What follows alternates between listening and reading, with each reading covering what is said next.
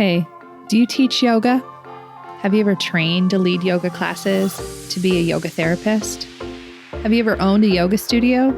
Maybe even just wondered what it was like for the women and men up there in front of the room on their mats, leading you through endless Surya Namaskars, down dogs, and pranayamas galore? Well, these are their stories, and mine. I'm Rebecca Sebastian, a 20-year yoga teacher, 10-year yoga therapist, yoga studio owner, and co-founder of a yoga-focused nonprofit. I've done a lot in the yoga world over the last 20 years. Pretty much everything except had a water cooler. You know, a place to share stories, talk about struggles, successes, and find other people who do the same thing that I do. Welcome to Working in Yoga, a podcast and substitute water cooler for yoga folks to connect and build community, to share our unique profession, our challenges, and our journeys with the world.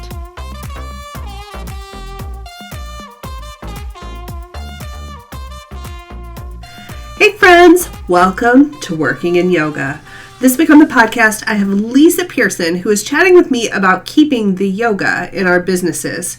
We talk a lot about maintaining a personal practice, which is something that folks often say almost flippantly when they're talking to other yoga pros, but we don't actually talk about why this is really important. When we do, it comes out a lot like the phrase walk the talk. And while I agree with the phrase and sentiment, I think it rubs a little bit judgmentally to others when we say it. So yes, walk the talk, but walk the talk because you are as important as your business and as important as your students. A good chunk of the work I do when I travel to speak or work with corporations is talking about how we care for ourselves. I use yoga philosophy and ground it in really concrete, real-world terms. And I think Lisa is a master of doing the same. In fact, honestly, during our talk, I was taking notes, and you're going to love her. But before we begin, I am once again asking you for your support. More specifically, I'm asking that if you would please like, follow, or subscribe to the podcast from wherever you're listening. And if that platform offers the opportunity to review, I would love it if you would drop me a 5-star rating. This feeds the AI algorithm, which we are definitely talking a whole lot more about in an upcoming series, and more importantly, tells other yoga professionals like you that they might want to listen to. So thanks for your help. Now, let's get into it with my talk with the lovely Lisa Pearson.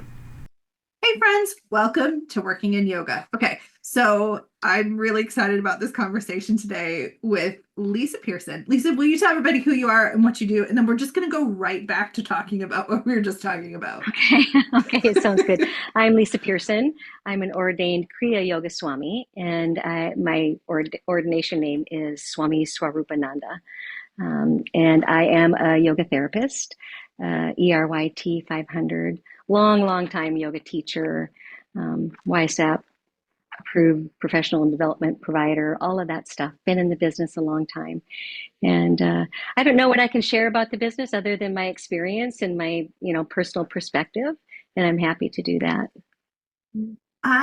Okay, so before I pressed record, just to catch you all up who are listening, we were talking about how essentially weird this job is. like there are things about it that are so unique to us. And one of those things is that yoga allows us to help guide other people through their spiritual process. But sometimes we also need a guide, and we are in this weird space where sometimes we're heartbroken or sometimes we're sad and we are experiencing life. And then also people look to us to help guide them through difficult times. And that affects our business and our work and also our lives and our heads and our hearts. And Lisa, help. Well, our practice is key. Yeah, the sadhana that we have is absolutely key. And, how does that affect the business of yoga? Well, it has an impact on the business of yoga because it can do exactly as you said, Rebecca, our personal practice and our personal connection to what guides us, our highest truth, is so important. What I tell people is that sadhana is what is putting prana into the merit tank of your soul.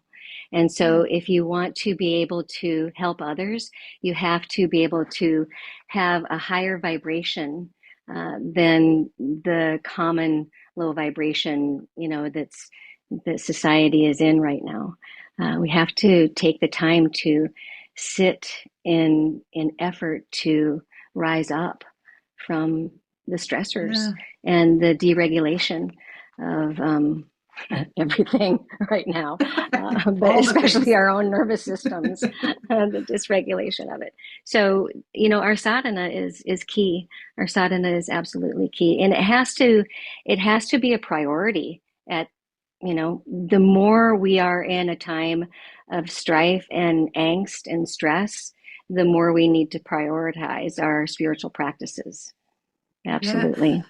So you and I talk about similar things. I use self-care language, right? So I'm using fairly modern language, but it's the language of yoga. It is the fact that we have to sort our own selves out before we can show up for the rest of the world. Now that is sometimes especially difficult for those of us who are cultured to be women, is that we were taught to take care of everybody else first, and then we come after all of those things. And then now we have this job as yoga teachers or professionals or therapists, and we're taking care of everybody else again. Like we have this whole industry of people who are helpers. Like how do we encourage them to do that without like just tripping them as they walk and forcing them to stay down for a little bit, stay, relax? How do we do that? Well, I think that people have to self-regulate themselves, that if we are taking on the responsibility of helping others to help themselves, then it is also a responsibility that we supply ourselves with the energy and the vibration that it takes to hold that space. And it's okay if we have to take a little break and step back and refuel ourselves. And a lot of that is happening right now, and it's necessary. And we are the role models. If we're not going to do that, how can we expect anyone else to do it? So, what I'm thinking about right now is, all right, my practice, it would be pretty easy to let that go because I'm so stressed, that takes such effort. But I know that by sitting in my spiritual practice, I am working toward my goals of meeting my higher self, of acknowledging the highest truth. I know that in that spiritual practice, I'm entering the Sushumna channel of universal alignment, and that I am filling myself up. And what I'm telling my mentees right now is that that's us adding merit into our soul's tank so that we can serve from a higher place of understanding and love and compassion. Excuse me. Do you do that or go ahead. Sorry.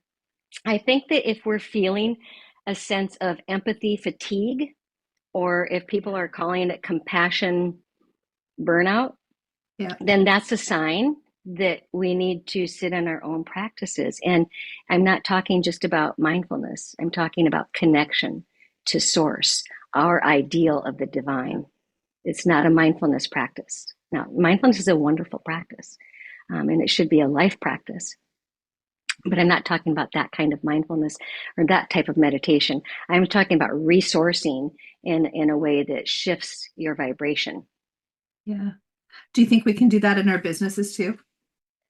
I think we can. I think I think we enter into the collective, right? We enter into that space that gives us greater clarity. And if we hold space like that for others within our communities, they're entering into that flow as well. Yeah. Do you find that, because I have found this as a person who is like first a yoga practitioner and then a yoga teacher. Now I own a business and I've done all these other things. Like we build these portfolio careers, right? Of doing a whole bunch of stuff. That sometimes when you get into the point where you have to make a living at this, or you're choosing like, this is my path to make a living, that we sometimes divorce ourselves from that original connection to yoga. And I really want you to talk about that and how we cannot do that, because I think it's really vital that we keep the yoga in our businesses. Yeah. Well, I think I would make it part of a business plan then. I think that if that's where you are in your life, if you are to the point where everything is organized, everything is scheduled out, then you need to put yourself in that schedule. You need to make an appointment with yourself right? And, some of my mentees that I work with that are counselors and psychotherapists, I tell them the same thing. It's harder for them because it's overwhelming with all the patients that they're seeing. I say, well, make an appointment with yourself. I mean, it's got to be priority. It comes down to self-discipline. Yeah. Do you see how do we do that? How do we keep that attitude as business people too? Like, because before I hit record, I was referencing like a study that Dr. Stephanie Munaz is launching. She launched at SIR that essentially says yoga therapists are making about $13,000 a year on average. And you said, I'm not surprised. I'm also not surprised. Partially because, I would be in that bucket because I have so many other things that funnel into how I make money. But when we're hungry, how do we also remind ourselves that we're spiritual beings? Like that's complicated, right? Mm-hmm, mm-hmm. Yeah, I mean, how can you survive on $13,000 a year? You have to do I something know. else too. Yeah. Yeah. Yeah. So I think that there are a lot of yoga therapists and yoga teachers. Sorry, I have a really scratchy throat today. That are doing the work because they're called to serve. Yeah. They're not doing the work because they're in it for the money or that they have to pay bills with it even. And I think that therein lies part of the problem. I mean, it's not really a problem, it's a good problem to have. But in our training programs, we want everybody to come in, and you don't necessarily have to be a teacher, you don't Yeah. have to do this to become a teacher, you can do it to learn more. And so even some of the trainings aren't really built to create a career out of it, right? Yes. Say So, more. yeah. Well, so if you're not training to create a career, then it's not about the money, it's about the service, Yep. right? And so when we get into mixing this up, then I too have owned a yoga studio, wellness center, Yeah. Yeah. and I loved it. It was, 5 years. I really enjoyed it. I was at a really privileged place in my life. I was married to a person that supported that business, and I could go about it serving community, and it was lovely. The pieces of it that get difficult are when you have to meet these sales criterias, or you have to meet these goals, and then it Yeah. gets muddy, then the waters kind of change. And I know what you're talking about, when it comes to the crossing over. How do you cross over from doing this because you're called to serve, and then keeping that call to service, but also finding a way to make it a business that you can feel supported in. Yeah. And Is Go ahead. I was just going to say, I don't know that I'm the right person to talk to about that, other than for us to pull threads together and have Yes. interesting conversations that might lead to some insight and some clarity, and some direction for people. But that's always been my conundrum as well. This is Yeah. difficult. I got past the part where okay, feeling worthy. Yeah, I feel worthy to Yeah. receive. Prana Yes. is money in today's society. Okay, I get that, but there still is that crossover of service and connection to how do you put that out in an effort to build personal wealth when you're really in it Yeah. to build connection and purpose and ease and peace for people. Is some of it here's and I'll just speak to what I have found. Is some of it is sitting in the discomfort of it. I think that it's like not comfortable. It feels almost like this idea that everything about yoga should be incredibly pure, and we're making it less pure when we add this like business thing to it, so it becomes really uncomfortable. So we sit there and we go, well, I want to be quote unquote good, a good practitioner at yoga, so I'm adding this business thing, and that makes it feel less pure, somehow less like sweet or wholesome. Like we want yoga to be a Disney movie, which makes me chuckle because it's anything but like this practice is That's right. hard and it pulls from you. And That's right. so it feels, yeah. So say go on that. Like, Well, I mean, I think it's an illusion to think that yoga makes everything soft and fluffy. And, yes. I think that that is, it can turn into spiritual bypassing as well. And that's a whole different conversation. I think that you're right, sitting in discomfort, that leads to comfort at the end of the day. In discomfort, Yeah. comfort comes. I mean, we have all these beautiful word salads we can use around that. Um, but there is some discomfort in merging into the business of yoga. And then there's an expectation because that's where we are in the world and where we live Yeah. and what it Yeah. does. And so we have to enter into the flow of business and service that we find works for us, and it's not a cookie cutter. It's not one path is right for everyone. Yeah. There are guidelines, and lots of people who I'm sure you've talked to have given really great advice about, specific ways to go about the business of yoga, how to set up your social media, how to, write a website, how to promote yourself, all of that stuff. It's all there, and those are layers of the business side of things that we have to do to enter into the flow of putting our name out there so that we can help people, right? Okay, this is like probably the weirdest, as a person who talks about business almost constantly in the yoga space in some way or another, I actually am the least interested in your email funnels and your social media games and your whatever. Like Me too. because I'm in it for the yoga, right? Like I Mm-hmm. wouldn't be here if it wasn't for yoga, which I mean, I'm not gonna lie, sometimes I'm very resentful about. I'm like, God, if I could just quit this stupid practice and go get a day job, I could be very employable by somebody else. Yeah, here we are. And I have this business. But like I want us to be able to somehow learn how to lift up this like yoga part of us and set it down in the business and money side and not feel like we've lost something. Do you think it's Mm-hmm. possible? Like you run a business now and you ran a studio before and like can we do that? Am I just like I naive? I think it is, and then I think that it depends on what your ideal of success is, you know. Yes. Yeah. Yeah. Yeah. Yeah. So I think that is possible as long as you don't compare yourself to absolutely anything else and you just stay in your lane Yeah. and, go with the flow. I think that I've seen lots of yoga businesses that are run yogically, you know. And some Yeah. people would say that, that's they barely get by, or it's not success because it doesn't look this way or it doesn't look that way, or Yeah. even the people in it would say I'm not successful enough, and yet it looks like a peaceful, kind place that's paying its bills.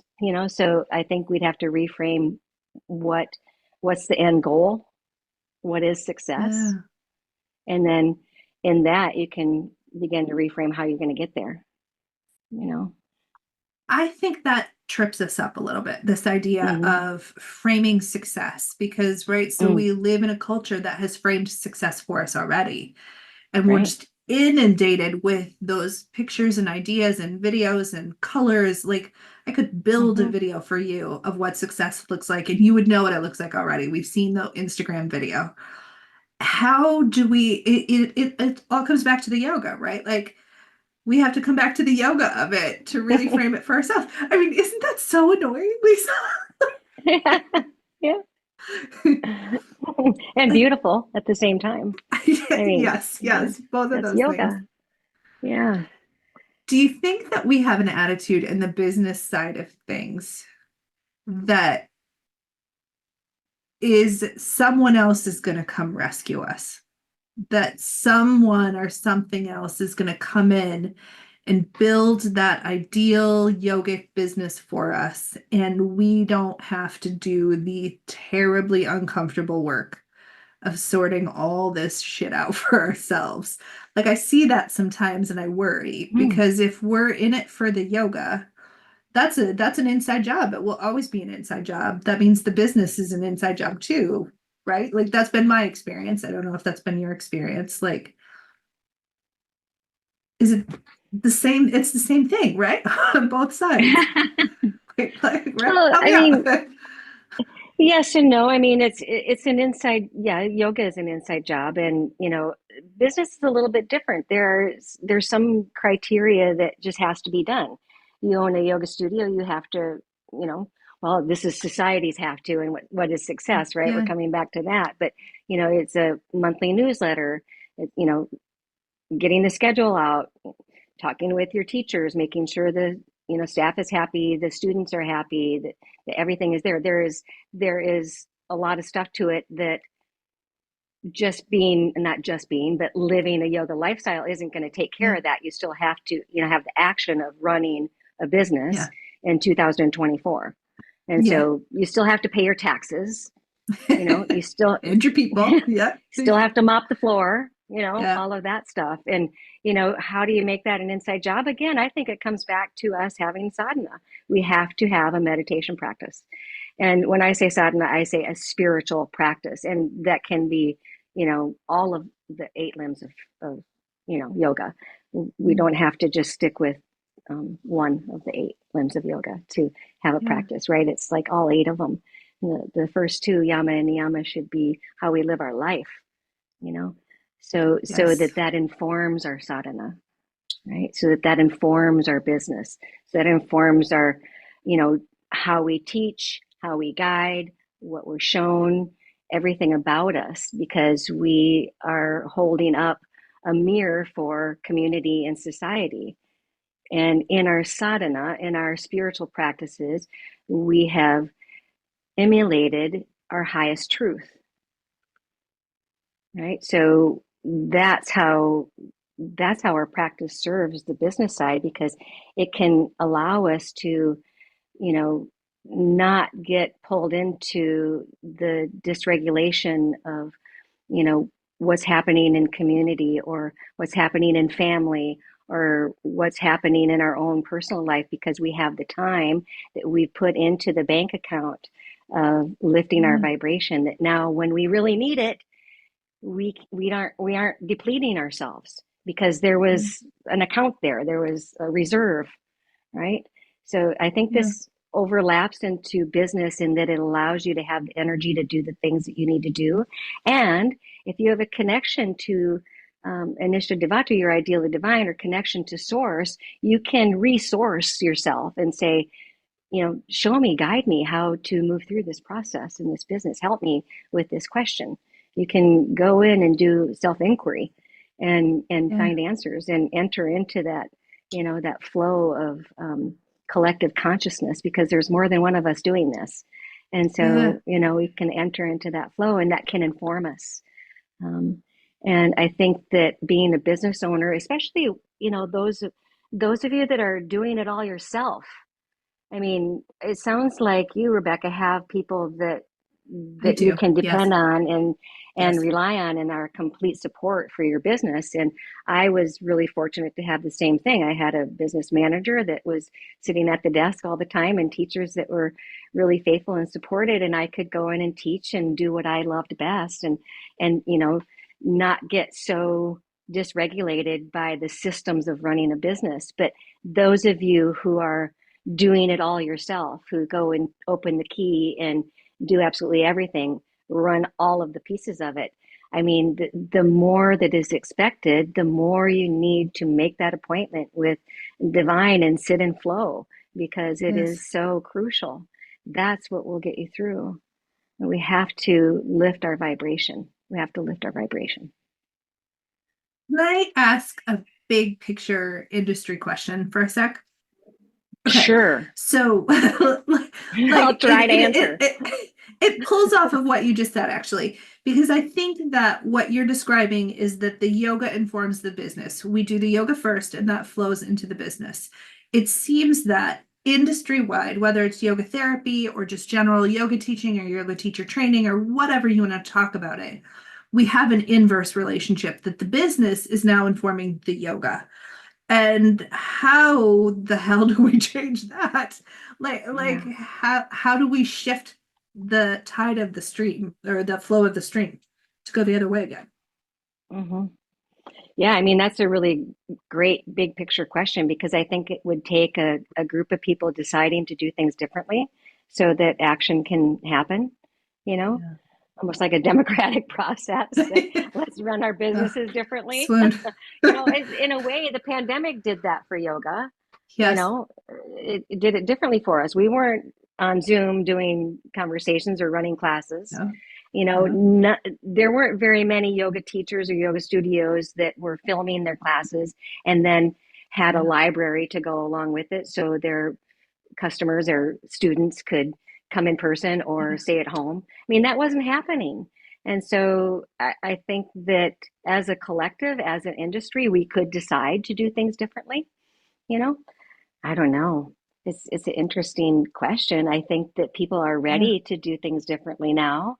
I think that 2025 will show us a whole lot of things that we'll want to do differently. And that might be a time where we can say, hey, as a collective, can we let yoga inform business now? And what does that look like even? What does it even look like? Yeah. Because I think it's hard to wrap my head around that right now. Like, you know, it's been Yeah. so inverse. We've put yoga into, you know, as you say, um, and that's Western, you know, that's what we Yes. do. It's a capitalistic environment, you know, it's the It capitalism. is. Sorry, Yes. that's what it is. And that's the part that I'm like, oh, yeah, but Yeah. it is what it is. So how do we? That's a really good question. I wish I had answers. And what I'll do is spend time meditating on that and see, you know, I know for me and for the business side of what Neil and I do with Pain Care Aware, it's very, very much informed by our hearts because we Yeah. are a heart of service and, you know, we filter everything through that way. And luckily we're a team where we can talk to one another and say, how would we go about doing this? And it is for the betterment of, you know, making an impact on pain in society. And that's our overall goal. And it informs everything we do with that work. And I think that in the beginning, what we can do individually as yoga therapists is find out what it is that informs everything we do in our work and then filter absolutely everything through that. That is a really interesting idea. What you just at least put in my brain. So, however you sent that to me. Yesterday, I talked to a guy from the UK named Davy Jones, and Davy is deep into, and Davy started the Brighton Yoga Festival, one of the largest yoga festivals in the UK. And they have essentially like created a collective of people that are trying to do service work within the yoga space, and they just have like Google Docs and Zoom meetings. And like what I love about that is that it's so grassroots. Like I'm so diehard grassroots organizer. I've been that way since I was 16. Like I love that idea that we could just be talking to each other about how to do this differently. Like could it be as simple as that? Like we just actually need to say we want to talk to each other about how to operate our businesses in a way that yoga informs it first instead of our businesses informing the yoga. Like, Yeah, like can we I think can we that's do that? absolutely where it has to start. I think so. I mean, yeah. I know that, you know, there's, I think you're on the Facebook page for yoga teachers, yoga studio owners. Sure. Yes, And, you yes. know, it's like, let's start there because that's a filtered through business, you know, like Yeah.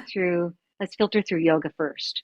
You know, a Yeah. yoga first forum is what we need, a yoga first forum. You know, Yeah. people In a can, way that I feel like sometimes when we have these conversations, people will weaponize yoga, which also is just like a huge pet peeve mm, of mine. Like the minute mhm, somebody says something you disagree with, the other person will be like, ahimsa, or something like that.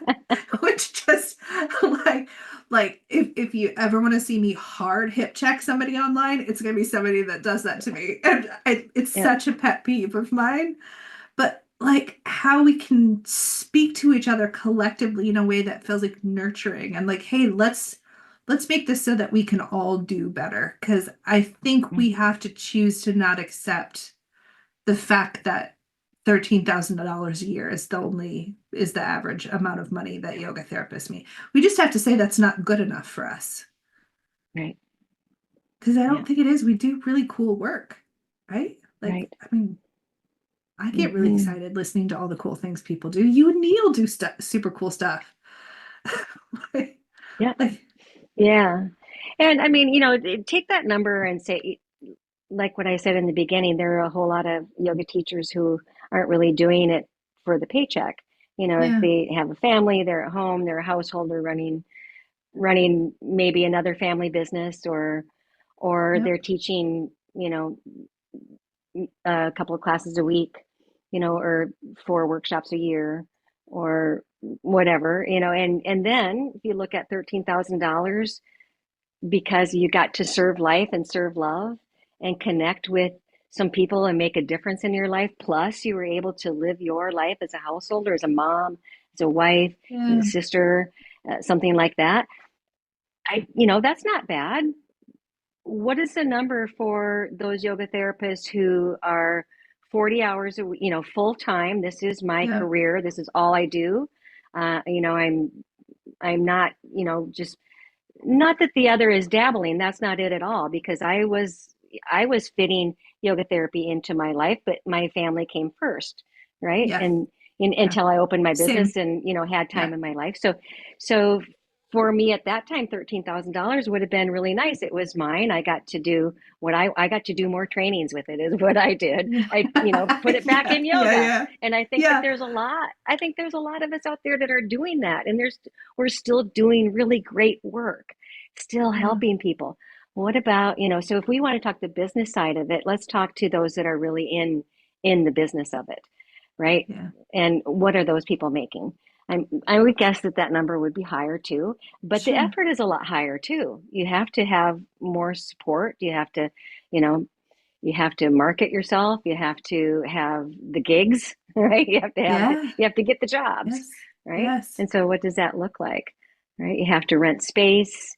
You have to, have all of the stuff that you need uh, to run a business. And so there's more overhead and probably more pay too.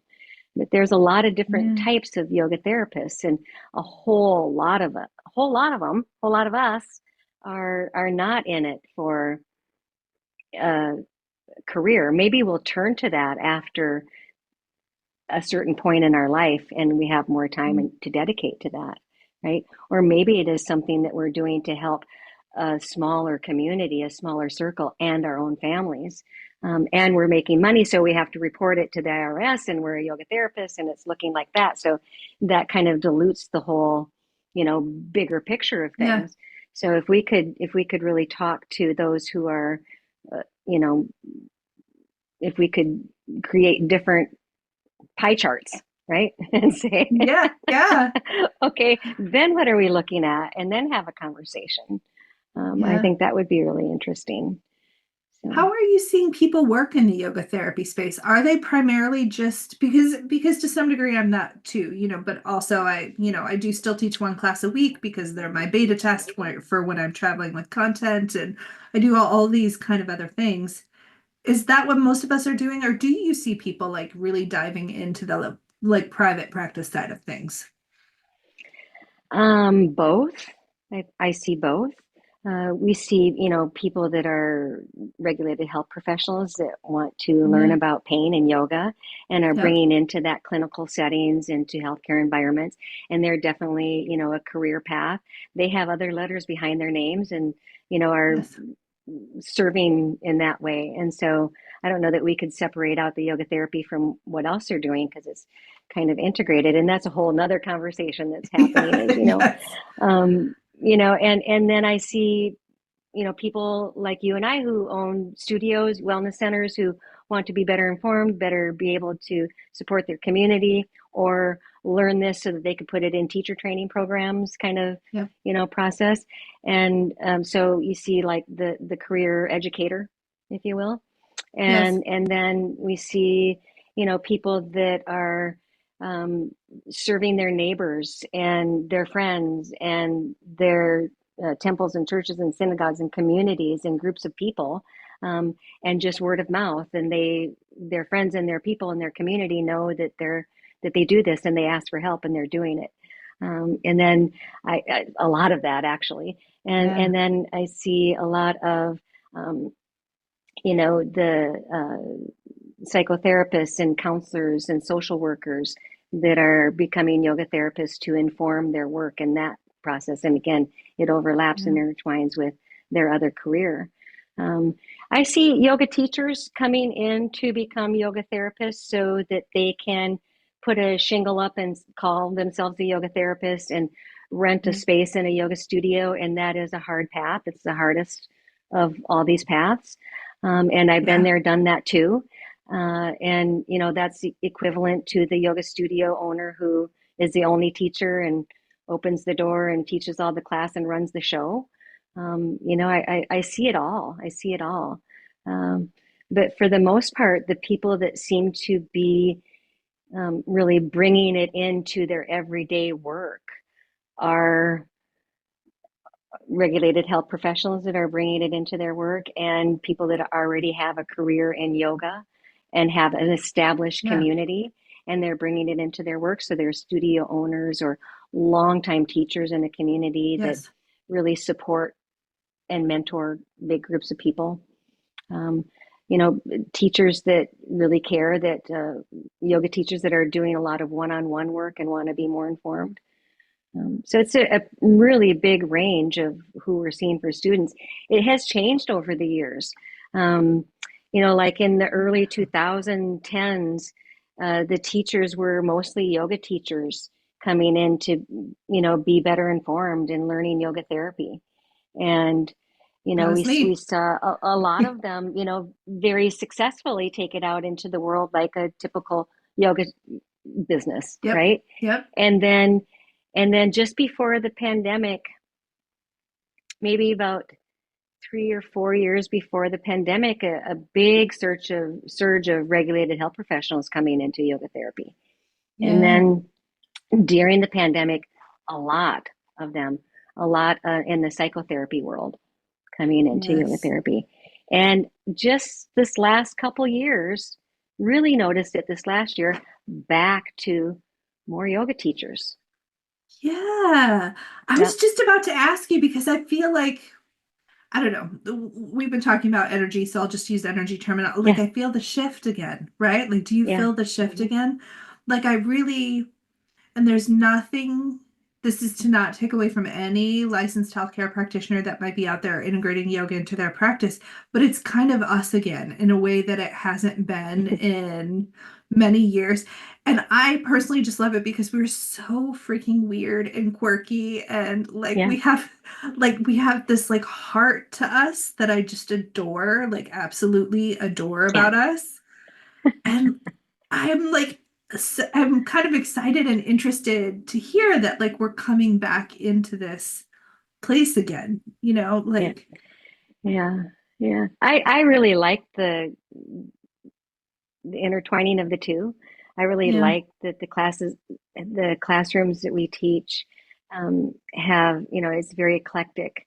There are people just starting out, in the yoga world.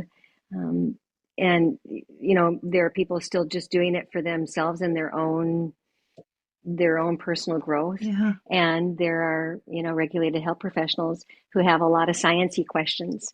And so I love the combination of the two.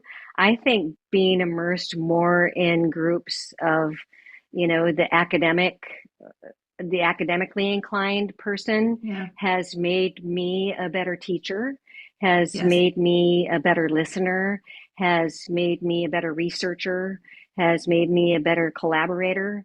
And I think that having the yogis and, the mystics, which I am, involved, I love seeing how it opens eyes to the people who are more science oriented. I can see their hearts opening and, a little glisten in their eye to when they realize that it works, even though science doesn't agree with it at this time. And I love how we can have conversations about all of it and acceptance about all of it. I think it's really good. Before the integration of people being more academic minded and science minded coming into the, mystical woo woo side of things.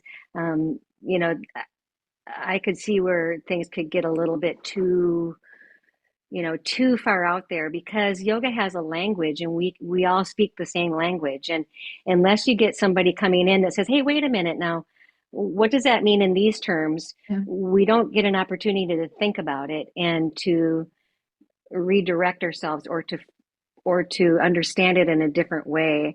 And so I think this has been really beautiful and lovely to be able to elevate my awareness and consciousness around things and still root into the mystic that I am, and be even more, Yeah.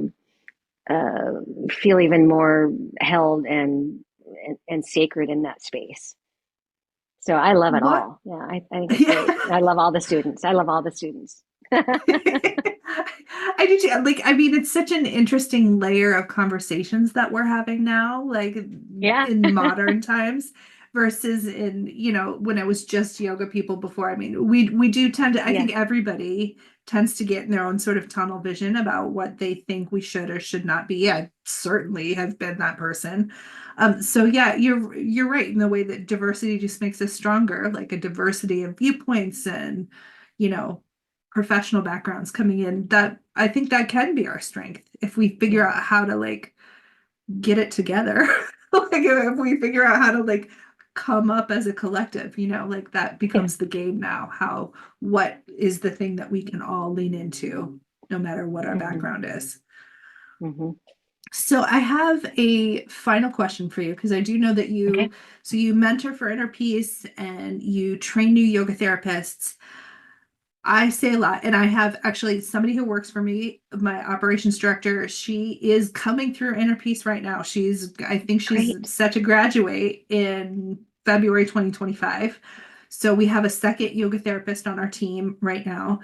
And she and I often talk about how she's come of age in a very different industry than I came of age in, right? Like I could do whatever I wanted to, and there weren't very many Yeah. of us. I was the only person within 100 miles that was a CIYT when we first like got the credential, and that's Hmm. Yeah. very different now. What do you tell new people coming up today?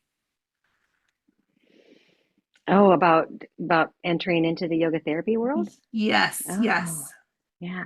Well, what do I tell them? I mean, that's a really big open question. I love you. Good luck. Like, Um, I guess, my advice always comes from, wearing the hat of a swami yeah, and a spiritual guide.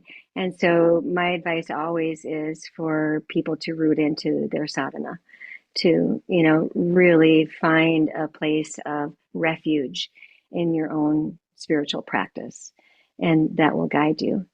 And, to connect to that which takes you closer toward your highest truth and your highest self. Um, I have lots of advice that I give people, and so I don't know where we want to go with that. I guess I'm I would ready. need like more pinpointed device or advice, as far as business goes. What I tell people right now in my mentorship, as far as the business side, and this is a Yeah, mentorship in meditation and spiritual health, right? And meditation and yeah, spiritual health. So I say, the best advice I can give you right now is to work smarter instead of harder. yeah. So if you make a recording for someone, save that recording, cultivate it, develop a library for yourself. Don't rewrite emails every single time. Find a way to make your life easier so that you have things saved and organized and library, and you can Yeah. you can pick this. Here's a recording that I've recorded of this meditation or of this practice or of this pranayam, so that you don't have to reinvent the wheel every single time. And that goes for all of our teaching and workshops and series based classes. I Yeah. mean, why reinvent the wheel every time? I did that for 20 years. I reinvented the wheel every time I, come up with a new plan. I'm like, this will be so much fun to teach. And then, Yes, yes, hours yes, and hours and same, hours of same. organizing it. And if I had learned then what I know now, I could Yeah, have cultivated a system and been so much more precise and so much better. And not that I'm saying you have to find a niche, but do what your heart is called to serve, and then get really good at it and work smarter instead of harder. And so many yoga teachers and therapists are taught to bring in everything. And we have all these tools, and don't throw away all your tools, but find where you want to serve and get really good at it. Work smarter instead of harder, and you don't have to be a master of all the trades. Yeah, we do. That's really good advice, though, Lisa, because we do get shiny object syndrome a little bit. Oh, yeah. Oh. Yeah. And I think our work, we don't credit ourselves. Like, it's pretty creative. Like, we have a lot of creative license within our job. Yes. And so people who are in it are wildly creative individuals. And then I'm just going to speak for myself because I really butt up against the idea of doing something on repeat because it's really fun to build something new. Yeah. Well, every time you repeat, you can get it better and add something new. I mean, this is the beauty of it, and that's where I talk about with the mentorship. We go into that about how this works, and working smarter instead of harder. Start at the beginning. Yeah. Just think for 5 years down the road, how much better could this be, or how much more could I have in my collection of offerings that I can give people. Let's say you're recording a meditation, don't re-record it 17 times. Like, record it once and give it to 17 people. Right? Yeah. It's true though. I mean, oh gosh, do I see us doing that over and over again? Yeah. Yeah. So maybe that's where business can kind of help inform yoga in a way, right? I don't know. Yeah. I know you're creative, babes, but let's just do it the one time. Do it well. Practice it out. That's also a beef of mine. Of like that, one of the things that I learned in my constant desire to reinvent the wheel, and oh my gosh, this feels fun and this feels exciting, is how much more professionally I'm able to show up when I know the content like it's my skin. Absolutely. And you don't need to have the crutches of anything over here anymore, because you own it. That only comes with experience and practice. Yes. And if you change it if you over here and I'm going to do this and then I'm going to do this, you don't get the experience or the practice in that one precise thing. And so, we could talk about this for a long time, but that would be my advice. Work smarter instead of harder. Yeah. It is very excellent advice. Okay, Lisa, will you tell everybody where to find you if they want to come, follow you around like puppies and learn from you? Yeah. You can find Neil and I both at paincareaware.com. Paincareaware.com.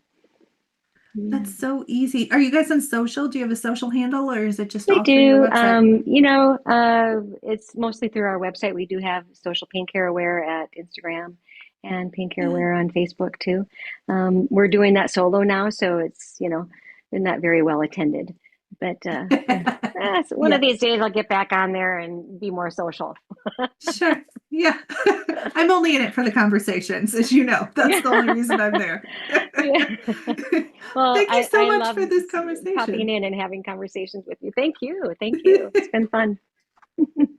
Thank you so much for coming on the podcast, Lisa. Here are our key takeaways. First, how do we partner the business and the practice of yoga together? This is something that I think a lot of us struggle with. Our sadhana, or personal practice, is really key in this. The reason for this is, I believe, because it reminds us to center ourselves in the yoga first. We have a lot of folks who sort of pull the strings in our industry who are not practitioners first, but we all are. If you made it through teacher training, if you're here because you wanted to share yoga with other people, we were all practitioners first. So let's all decide to lean into our practices, utilize the full scope, especially the philosophy, and care for ourselves first so that we can care for other people. Doing this allows us to model this behavior for our students as well, and that is a wonderful feeling. Next, how do we keep the yoga in our businesses? Make yoga part of your business plan. Put yourself on your schedule. Take time for yourself. This is the yoga. Do what my friend Amy Wheeler has done and make standards for yourself that guide your principles for teaching, practicing, and being in business. Next, we want yoga as an industry and as a practice to kind of be a Disney movie, but it isn't. And this is incredibly true, and I'm surprised that this hasn't come up on the podcast before now. We have this idea that yoga should always feel good, always feel right and aligned and wholesome. But the truth is yoga as a practice is hard, and yoga as a business is hard too. These things are not at odds with each other. Sometimes sticking with your yoga practice is difficult, and it requires you to unlearn your previous patterns in order to evolve into the fullest version of yourself. That isn't all doe eyes and white nights. It's really hard work. And the same is true of our businesses. As a related but unrelated note, I do believe that we kind of want our organizations to be that white knight in our stories, and they won't be, babes. Just as a gentle reminder, we didn't design them that way. Okay, I love you. Next, defining success for yourself is really important, and make sure that you do a deep dive into whether you are deciding to be satisfied with whatever it is that you have because you're too scared to move forward versus deciding what would make you feel successful, cared for, and supported as a yoga professional and going for that wholeheartedly. And honestly, when you're deciding what success is for you, make sure you're refining it year after year. I am constantly, every year at the beginning of the year, stopping and going, what makes me feel like I'm successful and satisfied in my yoga business experience? And finally, find where you want to serve and get really good at it. I think I've said this so many times on this podcast, and Lisa said it too, and I recently said it on someone else's podcast. I'm pretty sure it's the last words I said on his podcast. But get so good, your work is undeniable. And if you're not sure what to do, put your head down and get to work. Okay, next week on the podcast, I have a chat with Davy Jones from the UK. We're talking about the British Wheel of Yoga as an organization and how it impacts the industry of yoga in the UK. Davy also shares some of the coolest collectivist work that I have heard about recently, and I'm so excited. I have such a crush on the work that they're doing over there, and I know you're going to love it. Okay, until then, friends, we are off of our break time, and I will catch you around the water cooler next time.